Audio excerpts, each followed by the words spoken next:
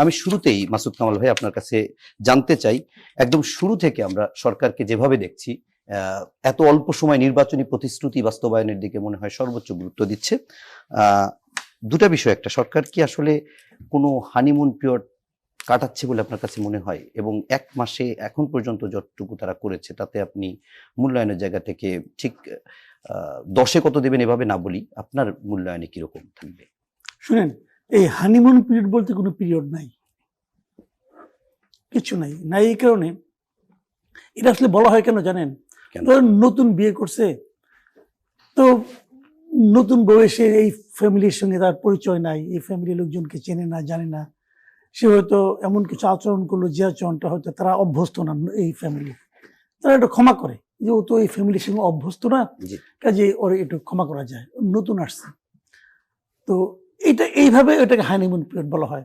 কিন্তু হানিমুনের বিয়ের পরে হানিমুন থেকে ফিরে আসলো, মনে করেন 7 দিন 10 দিন হলো, নতুন বউ যায় যদি ঘরের মধ্যে আগুন ধরে দেয়, ওটাকে হানিমুন পিরিয়ড বলে আপনি কিন্তু ছাড় দেবেন না, তাই না?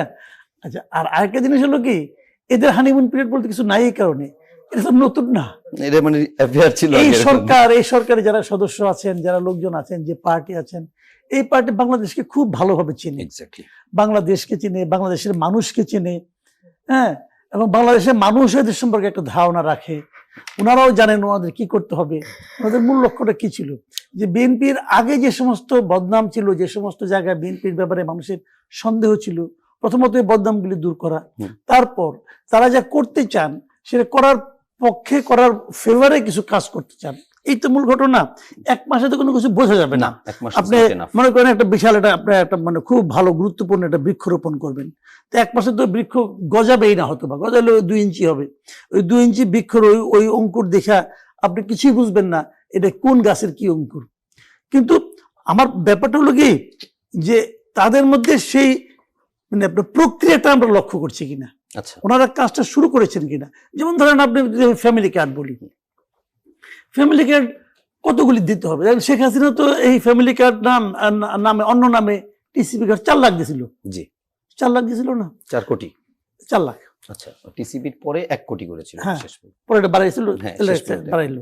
তাহলে আর ওনারা দিয়েছেন কত বলতো? 37,000 শুরু পাইলটিং, 37,000। তো 37,000 সঙ্গে তো ওটা তো বিরাট ডিফারেন্স, বিরাট ডিফারেন্স। তো এখন কি আমি এটার সঙ্গে এখনই কম্পেয়ার করা শুরু করবো? তা কিন্তু আমি করবো না। আমি দেখবো যে ওনারা যেটা করতে চেয়েছেন সেটা এসে 1 মাসের মধ্যে শুরু করে দিয়েছেন। এই যে শুরু করাটা, দিস ইজ ইম্পর্টেন্ট। আবার ধরেন উনারা শুরু করলেন, শুরু করার পর আমরা কি দেখছি, এই যে শুরু করলেন কারা পাচ্ছেন এবং পাওয়ার ক্রাইটেরিয়া কি? দলীয় লোকজনকে এখানে প্রভাব বিস্তার করছে, এমপি সাহেবকে প্রভাব বিস্তার করছে, খবর নেন না। আপনারা তো মিডিয়ায় আছেন, জাস্ট খবর নেন, যেখানে দিয়েছেন ওই জায়গায় যান, আপনারা ফিজিক্যালি যান, যে দেখেন যে ফ্যামিলি কার্ডটা কারা পেল। এটা তো প্রত্যেকটা মিডিয়ার দায়িত্ব এখন একদম। তো দেখলে বুঝতে পারবেন যে আসলে তাহলে কাজটা ঠিক মতো হচ্ছে কিনা। যদি ঠিক মতো হয় তাহলে ভালো, আমরা এটা একটা এক্সাম্পল হিসেবে দাঁড় করাবো। আর যদি ঠিক মতো না হয় তো শুরুতেই আটকানো দরকার। এখন হানিমুন পিরিয়ড আমি একটা ভুল পাইছি না, এখন আমি কিছু বলবো না, এটা ঠিক না। আপনি এখনই বলবেন, কারণ এখন না বললে কি হবে, পরে যখন বিষয়টা অনেক বড় হয়ে যাবে তখন কিন্তু বললে আর থামবে না। কাজে সমস্যা হলে শুরুতেই আটকাতে হবে। তো এইগুলি আমি বলি যে তারা মোটামুটি তারা চেষ্টা করছে বলে আমার কাছে মনে হচ্ছে। ওকে, তো দেখি কি হয়।